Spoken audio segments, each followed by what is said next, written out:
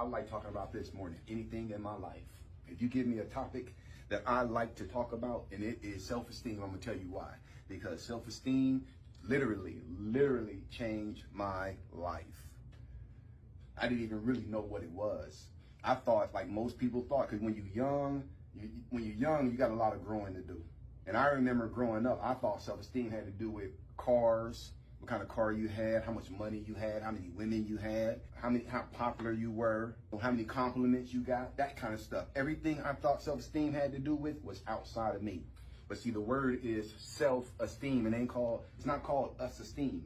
And the thing about self-esteem is you don't need anybody's permission to love yourself. First thing we're going to talk about, word of the day, is self-awareness, being aware of yourself. A lot of stuff we're going to be talking about is going to start with self, because it's all about self-esteem today. So self-awareness, being aware of yourself, the ability to focus on yourself and how your actions, thoughts, or emotions do or don't align with your internal standards. Because sometimes we act out of alignment with our internal standards, and that affects our self-esteem. If you don't believe in lying, you think lying is like one of the worst things you can do, you're going to feel really bad when you lie to somebody. Saying of the day, what's been learned can be unlearned. So I don't care what kind of miseducation you have in your life. All of us got some. Miseducation is you were just taught the wrong thing. That's what miseducation is. Anybody in here play spades? I do, man. Tried, you know, Like 5 hands, that's it.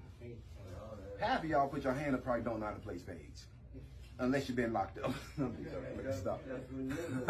Right. So y'all know, those y'all who know how to play spades, you know how being in the hole, right?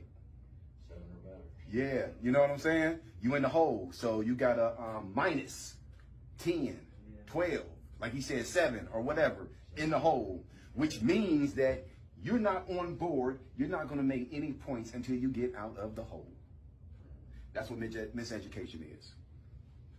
You're in the hole. You were just taught the wrong thing. Because if you was taught to value money, material, jewelry, fame over your personal development, you were miseducated. If you were taught that you need to make money by any means necessary, you got to go out there and get it by any means necessary, whether you got to rob, whether you got to steal, whether you got to kill, whether you got to sell dope, whatever you got to do. Don't ever knock another person's hustle. Whatever they got to do to put money, food in their belly and food on the table, all of that stuff, whatever they got to do, you got to respect that. If you were taught that, you were miseducated. That's miseducation. If you were taught money over women, miseducated. You were miseducated. This talk is for educational purposes only. It is not a substitute for professional advice. If you or someone you know needs help, please reach out to a mental health therapist. First thing we're going to talk about, as far as it relates to self-esteem, is self-acceptance, being able to accept yourself. That's important when we talk about self-esteem. Do you accept yourself? Come on, let's get into it. Self-acceptance. A person's acceptance of all their attributes, positive and negative. Because you need to know what are your positive attributes and what are the things you need to work on. You need to know that. I can tell you something I need to work on. I need to work on my anger. So I'm working on that. A good thing about me, an attribute, something I would say is a good thing about me, I've never been a follower. If I don't want to do something, you can never convince me. The more you try to convince me, I'm gonna begin to get angry with you. If I tell you no, I mean what I say. Oh man, it's gonna be this there, it's gonna be, bro, I just told you no. I've never been a follower. I've never seen Game of Thrones. Not one episode. Not one episode. When we're self-accepting, we embrace every part of ourselves, not just the positive things. Self-acceptance is unconditional. You can recognize weaknesses, but still fully accept yourself. So you recognize your weaknesses and you work on them, but you accept yourself for who you are. You don't put yourself down because of your weaknesses. Work on them. Don't beat yourself up for it. Every person in here, man, like I named you one thing I need to always be working on, and then I just told you something that's a good quality. You need to know at least one good thing and one thing you need to work on. And I'm not even going to embarrass nobody and make y'all going around and say it, but you need to think about that in your head right now, because you can't think of one thing you need to work on. Something is wrong. And if you can't come up with at least one good thing that you love about yourself, again, something is wrong. Self-empowerment, empowering yourself. Regardless of what situation you was born in, what background you have, you could be the first person. Nobody in your family ever went to school. Nobody in your family ever graduated. There's people living traditionally like that. Grandma never graduated school. Mama never went to school. Daddy never graduated school. They first person, if they graduate, will be the first one. No matter what your situation you was born into, you can empower yourself. Your situation does not define you. You defined you. Making a conscious decision to take charge of your life. That's what self-empowerment is. It says that no matter what I'm faced with, no matter what hand I was dealt, I'm going to make something out of myself. No matter who don't support me, who don't believe in me, I'm going to become somebody or something as long as I'm still breathing. I'm moving towards becoming somebody. Like we said yesterday, we are always constantly evolving, either into something better or something worse. But you always constantly evolving. That's happening. So self-empowerment, like I said, making a conscious decision to take charge of your life. It involves making positive choices, taking action to advance, and being confident in your ability to make and execute decisions. Self-empowered people understand their strengths and weaknesses and are motivated to learn and change. Because without change, you do not grow. People want to grow, but they don't want to change. You got to change. If a butterfly stayed a caterpillar, it would be horrible. Am I right, man? He had to change. Yeah, absolutely. That's metaphor, Yes. In order to grow, you have to change. So embrace change, man. Don't fight. There's a lot of people fighting change, man. Self-esteem, we're still talking about it. We said self-empowerment, self-acceptance, self-development, developing yourself like you're a project. We got some people got an old school car in their garage. They've been working on it 5, 6, 7, 8, 10 years. And they ain't drove it yet, but it's a labor of love. That's the kind of attention and time you need to take with yourself. Yes, self-development, personal development, or it's also called self-improvement, is a process of consciously improving oneself physically. You're improving yourself physically. You're improving yourself emotionally, socially, and intellectually. So when I say you're improving yourself physically, your physical body, you're constantly improving, eating well, getting enough rest, drinking your water, that kind of stuff. Exercising, emotionally, being in control of your emotions, knowing what your triggers are, right? So also socially, knowing how to go out in public and somebody cut you off with their car and you ain't screaming and cussing at them. Can you interact socially with people when stuff happens? When you out in public, do you know how to get along with people? Most people freak out. Yeah, they freak out. They'll blow it up, turn it into something that make it worse than what it was. That's the thing. Can you interact with people socially outside and intellectually? Can you interact with people? Can you hold an intellectual conversation? Do all you talk about is dumb stuff, silly stuff, surface stuff, superficial stuff? You gotta grow yourself in all of these different areas: physically, emotionally, socially, and intellectually. It is conscious pursuit of personal growth. It is conscious pursuit. Growth by improving personal skills. Improve your personal skills. All right, we're still talking about self-esteem. Also, we're going to talk about toxic people. A toxic person. A toxic person is anyone whose behavior adds negativity and drama to your life. I say it again. Anyone. It could be a relative, a friend who you consider a friend, an associate. Anyone whose behavior adds negativity and drama to your life. Oftentimes, toxic people are dealing with their own stress and traumas. That's why they're toxic. Because they're dealing with their own stress and traumas and they don't know how to handle them. So they become toxic people. So you got to understand that. So to do this, they act in ways that don't present them in the best light and usually upset others along the way. So don't get mad at toxic people. They're going to do what they do. Just avoid them and eliminate them out of your life. That's what you do. You don't get mad. You keep them around, you're going to stay mad. If they toxic, man, if they don't bring positivity to your life, and when they leave your presence, you feel worse than you felt before they showed up, get rid of them. So we still talking about self-esteem. Red pencil mentality. Red pencil mentality is always looking for the mistakes in others and situations. Anybody know people like that? Always looking for the mistakes in people and situations. That's a red pencil mentality. Independent will. Your independent will is our capacity. What I like to call independent will, instead of that, my own personal word for it is no excuses. That's my definition for independent will. There's no excuses, because a lot of times people say that's just the way I am. Or I was born like this. or my family is like this, that's why I'm like this.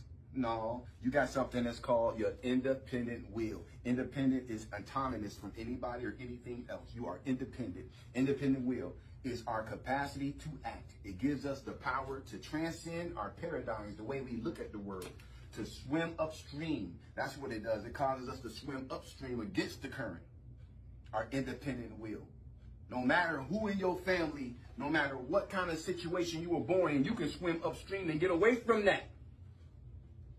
That's not your lot in life, because we didn't choose what families we were born into.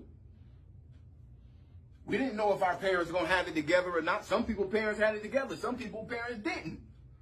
There's nothing you can do about that. So your independent will is our capacity to act. It gives us the power to transcend our paradigm, the way we see the world, to swim upstream, to rewrite our scripts in life.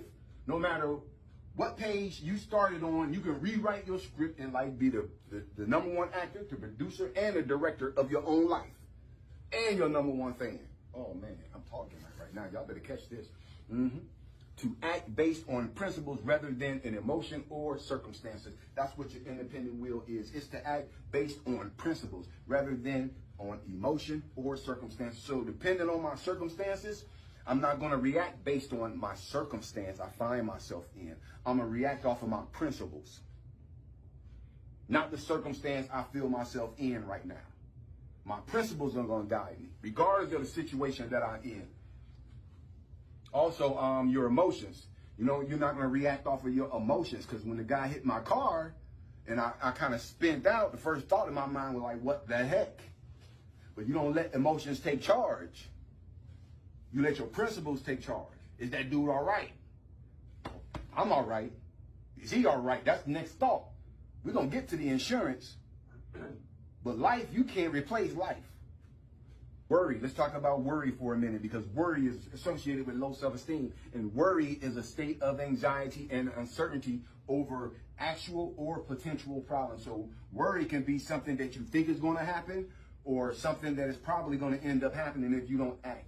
Worry allows the mind to dwell on difficulty or troubles. A formula for dealing with worry. This is a formula for dealing with worry. First thing you want to do when dealing with worry is define and clearly identify the worry source. Because if you don't identify the source of your worry, you'll never be able to get past it. You got to first, because a lot of people, you ask them what's going on, they look depressed, they look down, they look like something's going on with them. You're like, what's wrong? Everything. Everything like what? The world. Don't ever do that to yourself. You got to be specific. Because if you say everything when somebody says what's bothering you, the world, then everything in the world is going to bother you. You got to be specific, because it's not the world and it's not everything. So you got to clearly identify the worry source. We cannot address what we will not acknowledge. Number two, next thing you got to do is ask yourself, what is the worst possible outcome? You got to be honest with yourself. You got to level with yourself. And you got to go there. Like, if whatever you're worried about, you got to ask yourself, what's the worst possible thing that happened in this situation? And write it down. Y'all know I'm big on that. Write it down, man. Whatever you're worried about, right at the top of it, what you're worried about. Then write down what's the worst possible thing that happened in this situation. Write those things down. It might even be one thing. It might be two. It might be three. It might be four. So you write those things down. Write them down and be honest when you make your list. And then the last thing, the third thing, as it relates to a formula for dealing with worry, is do everything in your power legally without hurting anyone to make sure that the worst thing does not happen. Yeah, you got power. So when you write that list, the thing that you're worried about, you write down the worst thing that can happen in that situation. And then next to that, what are the things you can do to prevent the worst thing from happening? I guarantee you do that, you'll stop worrying about it. Because the only reason you're worrying about it is because you don't have a solution. Solutions bust worry wide open.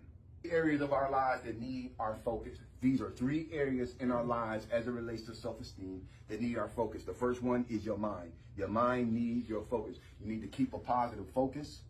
You need to practice positive self-talk, because positive self-talk is the key to building high self-esteem, and positive self-talk is reinforcing positive words to yourself. Positive mantras. I love myself. You can do it. You can be successful. People like you. People love you. You are lovable. I don't care what it is, but you need to be saying positive words to yourself every single day. Every single day. Because if you don't do it, who you expect is going to do it? And when you love yourself, man, let me say this, man. When you love yourself, you treat yourself a certain way when you love yourself. And when you love yourself, certain things you don't even consider when you love yourself. I don't care who asking. When you love yourself, you treat yourself like you love yourself when you do. If a negative thought pops into your head, switch it out with a positive one. The mind can only hold one thought at a time. In negative situations, always take the high road and spend time in nature. You're talking about the mind. Also, what you want to focus on in these 3 areas you want to focus on, the next one is body. So the thing is, when it comes to your body, first thing you want to do is accept your body unconditionally. Accept your body unconditionally, because your body is not you. I'm sorry to tell you that. If you thought it was, it's not you. That's just your particular vehicle to get you around. Your body is your vehicle to get you around. You actually live inside this. You got to accept it, man, because you only get one.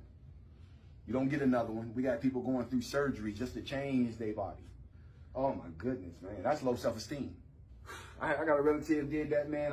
When I seen her, next time I seen her, I didn't even know who the heck she was, bruh. I did not know who she was. I had to ask another relative, like, who's that? He's like, that's such and such. I'm like, huh? I've known her all my life, man. I didn't even know that was her. First thing you want to do is get enough rest. Exercise and drink plenty of water. I keep saying that. You want to practice good hygiene at all times. Wash your body every day. Floss your teeth. Brush your teeth. Hit that tongue. Hit the top, the roof of that mouth. Hit all the little important spots. Moisturize. We fellas, but we still need to moisturize. Walking around with alligator skin. This is Florida, bro. Yeah. Moisturize around here, man. So practice good hygiene every single day. Eat properly and take your vitamins. The third one, as it relates to 3 areas we need to focus on, emotions is another one. Stay in control of your emotions, know your triggers, and don't deny or stuff your emotions. And the last part is I want to talk about is the guilty complex. So it's the guilt complex, and this refers to a persistent belief that you have done something wrong or that you will do something wrong. In addition to a constant feeling of guilt and worry, a guilt complex can also lead to feelings of shame and anxiety. So if you know somebody like that, or if you've been that kind of person, a guilt complex looks like refers to a persistent belief that you have done something wrong. You ever known somebody like that? Or they're afraid they'll end up doing something wrong, so they're worried about something that hasn't even happened. Yeah. So in addition to a constant feeling of guilt and worry, a guilt complex can also lead to feelings of shame and anxiety. Now, guilt is one of the worst of all negative emotions, and it's used to punish or control others like fear is used to punish and control people. Guilt is used in the same way. It's used, and the reason they use it, the reason people use guilt is because it works. Guilt works, man. Like fear works. You can get somebody to buy into some guilt. Oh man, you got them like a fish to a hook. Kids even know how to use guilt. Kids even know that it works. And guess where they learned it from? Their parents. And they learn it early. A lot of times you can say something to somebody and leave it with them. That's how guilt works. Guilt is used to punish. Guilt is used to control. Guilt is used by cults. Guilt is the foundation of cults. Guilt is used by negative religion. Negative religion. You're going to burn up in hell in the internal fire. If you don't do this, if you don't tithe, give us some money. You got to do some Hail Marys and some other stuff and this and that, and this and this and that. Yeah, man. Some negative religions, man, can be like cults, because some people treat their pastor like he's the God. Yeah, guilt, man. You got to be careful of guilt. Don't let people use guilt on you. And like I said, it's used to punish and control others like fear is used. Guilt is used because it is very effective. If you can get someone to buy into guilt, you have them like a fish on a hook. Guilt is used by cults, bad religion, and parents who learned it from their parents. So guilt is something like a cycle. And you got to break that cycle and not allow yourself to be used by guilt. When you see somebody trying to make you feel guilty about something, don't allow it to happen. And if you try to use guilt against somebody, stop yourself from doing it. Don't use it, and don't allow anybody to use it on you. Any questions, concerns, or comments, y'all, before I cut y'all loose? Got y'all out of here before 10. All right? All right, y'all. Let me know if y'all need anything.